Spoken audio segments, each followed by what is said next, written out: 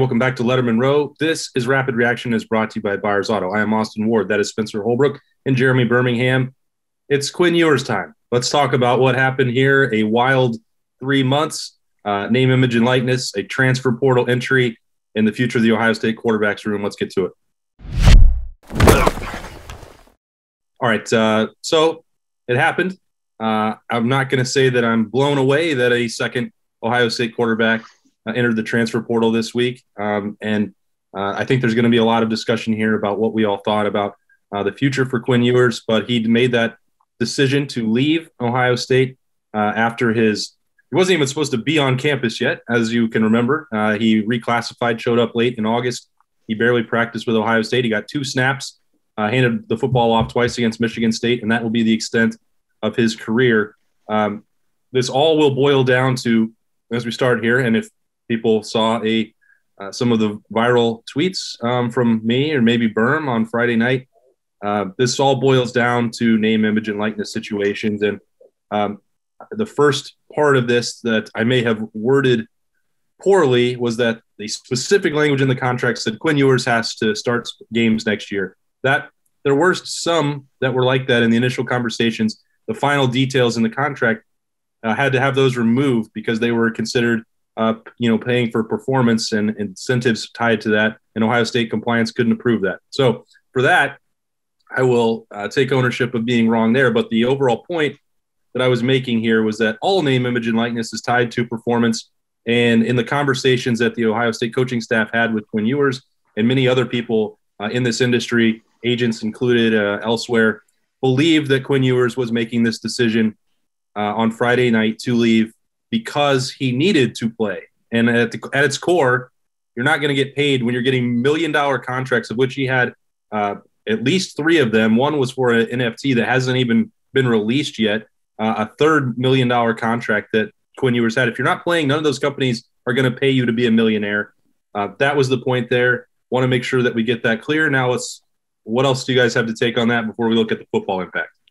Well, I mean, I think that it just comes down to what you said at the start. This is a kid that wasn't even supposed to be on campus yet. 5 months ago, this was not the plan. He's 3 weeks away from enrolling at Ohio State in a normal world. The name, image, and likeness legislation happening when it did change the entire calculus of Quinn Ewers' career. I mean, I'm not going to sit here and say I have the best relationship with Quinn or his father. I had a good enough working relationship with them to understand what their plan was and why they wanted to go to Ohio State, knowing that, Kyle McCord was there and Jack Miller was there and CJ Stroud was there. And that rationale and that reasoning was Ryan Day is the quarterback coach they wanted to learn from. And they wanted to spend 3-4 years in that offense and really developing as a quarterback. And I truly believe at his heart, that was the intention for Quinn Ewers. And then July 1st happened and the whole world of college football changed and it upset the entire apple cart.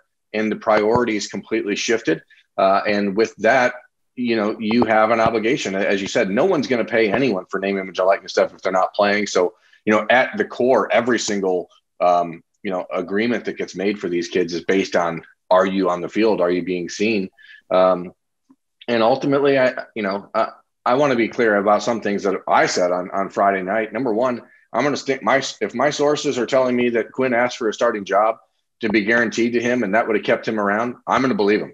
I mean, I don't care what other people are hearing from their sources. Objectivity obviously is important here, and you're dealing with different sides of the story. And, we hear things from some folks who want to protect their reputations, and other folks hear it from their folks who want to protect their reputations. And as with most things, I think the truth generally falls somewhere in the middle, but I don't see any other rationale for what happened and this decision to happen now, other than that. I mean, to be honest, it just doesn't make sense. We were all objective enough to realize that come post-spring 2022, the likelihood was that Quinn Ewers or Kyle McCord was going to be leaving Ohio State. I don't think anyone anywhere believed that wasn't true. So I think the thing that's surprising here is just the timing of it. And I guess the only thing that makes sense about the timing is Quinn realizing I need to go be a starter somewhere. And that the best way to do that is to get there now. Yeah, and I think one thing that you said, Berm, that I completely agree with is the idea that the intentions were there for him to learn under Ryan Day. Ryan Day is a one-of-a-kind, all-world quarterback coach when it comes to teaching a kid how to get from where he is in college to get to the next level. We've already seen that a couple different times. We're seeing it a third time with CJ Stroud. And so the intentions were there, and, good intentions were had. And when July 1st hit, like you said, and everything changed, you just wonder how much of that mindset changed. And you wonder how much Quinn wanted to be at Ohio State, or how much he wanted to be in the market of college football now. And I think there's a huge difference between that, because you talk about in recruiting, guys, they look for guys who want to be at Ohio State. And at his core, I think Quinn in recruiting wanted to be at Ohio State. But once July 1st hit, it was completely different. It was an entirely new world. And now he's got to find a way to get on the field for that market to become his. And I think all of those things are big factors. And there are just so many different layers of this saga that make it almost weird that we'll even look back and think that Quinn spent 4 years at Ohio, or 4 months at Ohio State. Yeah, go back to August and Austin. We've talked about this before. I mean, when he enrolled, Ohio State was as brutally honest as they could be with Quinn Ewers about what the expectation was for 0 year. There was no chance of him playing this year. There was going to be a very limited number of practice reps. This was about coming in and getting physically ready, mentally ready, emotionally ready for college. And, Austin, we've both heard from a number of players that it's not – he didn't try to ingratiate himself to the Ohio State football program really until like the last 3-4 weeks, which is when all of a sudden there became a lot better relationships at Ohio State. And I think that's part of the confusion for a lot of players, most of which didn't find out that he was even leaving until Pete Thamel's tweet on Friday night. So that kind of stuff is what I think upsets people the most on the Ohio State side. But like, hey, this kid wasn't trying to really be a part of the program. And then when he finally did, then he left. Yeah, and there are, multiple factors for that at play that we can get into. I mean, he shows up late and he was involved in a COVID situation and wasn't able, to practice during an already shortened training camp. He had a back injury that he was dealing with throughout the season. In terms of physical and mental preparation, he was a high school senior, and this is not the easiest offense to learn, especially if you're not able to practice it on the field. All those factors played into it. And as you said, part of the reason he got more comfortable and seemed more at ease and potentially ready to go into spring practice was because he got healthy and there were opportunities to get reps. And then Jack Miller wasn't, able to be the third string quarterback anymore. And all those things were trending towards a big spring. But before we get into that, I want to say one more thing about the name, image, and likeness deal. I have absolutely no problem whatsoever with players making money. I think that they should. I think that they deserve it. I think most players earn what they get. I think that they should have that, but it's so difficult. And I don't know that this will ever really happen again in the same way that Quinn Ewers did with a perfect recruiting ranking and a mullet that's marketable and all these other things, and being the first one to go through the year. If you are an autograph and memorabilia company, if you are whatever, Nike, Gatorade, who cares? They're gonna sit there and watch and say, well, why are we giving this kid $2, $3, $4 million who's never played a snap? CJ Stroud is just catching up with his. He's going to potentially be a Heisman Trophy finalist next week. All this stuff is being learned for the first time, and in that way, this won't sound right. I feel a little bit sorry for Quinn Ewers, as sorry as I could for somebody who's already made more money from football without taking a snap than I ever could dream of.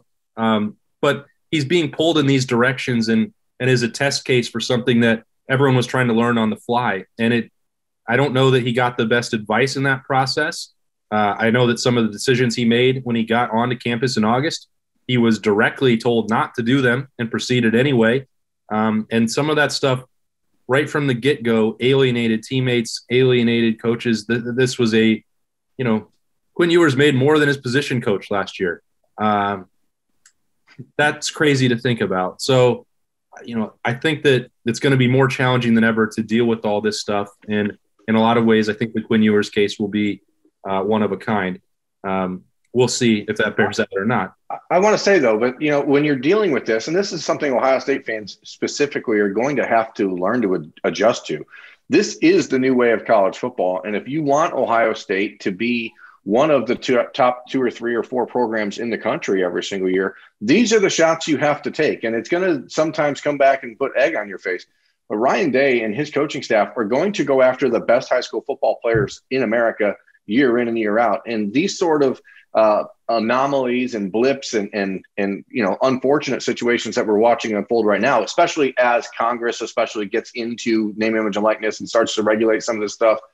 These sort of things are just going to be part and parcel of what you're dealing with. Ohio State is not going to look at what happened with Quinn Ewers and say, oh, well, darn it, now we can't recruit good players anymore. We're going to have to, lower our expectations. This isn't what's happening. It's just resetting the calculus for everything that happens in college football. And Ohio State, and I'm sure we can probably talk about this as well in this episode of, Rapid Reaction brought to you by Byers Auto, is that we can understand Ohio State's in a position where they have to adjust a lot of things very quickly here to keep up with what's happening around the country because other schools are not delaying. Yeah. So, and then the very last point about that, to pretend like these aren't performance related at its very core, that's what name, image, and likeness is about. Would a walk-on at Kansas, Spencer, have ever got a deal from Applebee's if they didn't perform on the field and catch a 2-point conversion against Texas? No, not at all. That's but I think you're trying to bring this full circle. We're talking about Quinn Ewers, and then you bring up Texas. Let's get into it. Oh, wow. Okay. Well done. You read my mind. I don't know where he's going to go.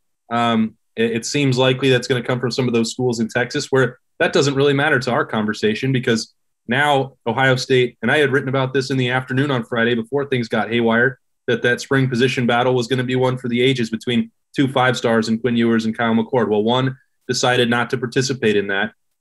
Ohio State has C.J. Stroud, the Big Ten Offensive Player of the Year, Big Ten Quarterback of the Year, Big Ten Freshman of the Year, potential Heisman Trophy finalist coming back. He's the starter. In some ways, whether it was going to be Kyle McCord or Quinn Ewers, I think Ohio State benefits from the fact that they get to focus their energy on one backup quarterback. Devin Brown is committed. Berm, you said that he will enroll early, and he will take part of those spring practices as well. Ryan Day wants to have 4 scholarship quarterbacks, so what that means, you may know better than I do at this point, but Ohio State is still in an incredibly strong position here, not only next year, but into 2023 if Kyle McCord gets to take a little bit more development himself next season. Yeah, I mean, there is no doubt. And this is where I think the mentality of Kyle McCord and the way he approached things all through last winter and spring and even through this season, even when he struggled a little bit in some playing time towards the end of the year, the first text message that I received on Friday after the Quinn Ewers news dropped was from someone close to McCord who said, Kyle's only going to work harder now. I mean, that's sort of the approach here. It is an opportunity now for Kyle McCord to be the unquestioned starter 2 years from now. And then, potentially for 2 years after that, or maybe even one, who knows? But I don't expect there to be any complacency. And I do think that actually the commitment of Devin Brown, who, apropos of nothing, was ranked by every single major national recruiting network ahead of Quinn Ewers at the Elite 11 in July. I think that's apropos of something. I mean, it's apropos of nothing. It's just, whatever. It's just a funny little point. Those two were supposed to be in the same class. And in that specific time in an event more catered to a player like Devin Brown, he outperformed him. Says nothing of viewers on the field in game time situations, but it's funny nonetheless. I think for Kyle and for Ohio State, it does help alleviate some of the development clamps that could happen in that hose of how do you get from where you are now to how do you get to be ready to be the guy if CJ gets hurt next year. So I truly believe that that's a benefit for Ohio State. As far as what they're going to do recruiting wise, as you said, Ryan Day does want 4 scholarship quarterbacks. They're not going to have 4 scholarship quarterbacks at least until the end of spring and maybe until next August if they can find a Chris, Chugginoff type in the transfer portal that, is a guy that can come in and just kind of be a veteran statesman in the room. But they're not going to look at another 22 quarterback, and they're not going to look at making a move in the transfer portal at least until the summer. I wonder if this kind of changes, we've used this word a lot, it kind of changes the calculus for Ryan Day in thinking that 4 quarterbacks is a necessity on the roster. He had 4 this year. It obviously didn't go terribly well, just based on the fact that 2 of them were already gone within a week of each other. And there was just, constant whispers and groans and moans and rumors about this quarterback room. You just wonder, if Ryan Day sits back and thinks maybe 3 is enough. And I know that's difficult to change as a coach. Coaches are very, I'm not saying Ryan Day's bullheaded, but especially with their position, Ryan Day is a quarterback coach at heart. He wants to be able to coach 4 quarterbacks, but you just wonder how much this changes everything. And, they basically went through it with 3 this year. Quinn was told that he was never going to play. There was 4 scholarship quarterbacks on board, but only because he decided to come early. There wasn't going to be 4. And so I think this might change the way Ryan Day thinks. Maybe he understands that 3 is maybe the max that you can have on a roster in the days of NIL and in the days of the transfer portal and of, schools potentially tampering with players who are sitting on your bench, Hey, that never happened. But I mean, it's just the reality of it. We're talking in very specific realities here, and that's just the reality of what college football is right now. And so I think when you look at this, 3 quarterbacks is going to be enough moving forward for Ryan Day. Maybe he doesn't think that way, but I think that he's going to come around with that idea. Probably what you'll find are more guys like JP Andrade, 2 to 3 star guys who can take a preferred walk-on spot and benefit from that time and want to be at Ohio State and just around that. That could be your 4th. You can't. I don't think you want to ever have no security beyond those 3. But your point is very well said there, Spencer. And you also, I think, have said multiple times on the Lettermen Row message board and maybe elsewhere that you thought Kyle McCord would beat out Quinn Ewers in the spring anyway. So I think you just already win. So we'll pat you on the back for that right now. I'll take that, Pat, because I saw both of them a little bit. McCord, obviously, I saw operate a little more. I just, when a guy works that hard, he grinds that hard, and you've got an NFL arm, an NFL work ethic, there's just something about him that makes him seem a little different, a little special from a lot of other guys.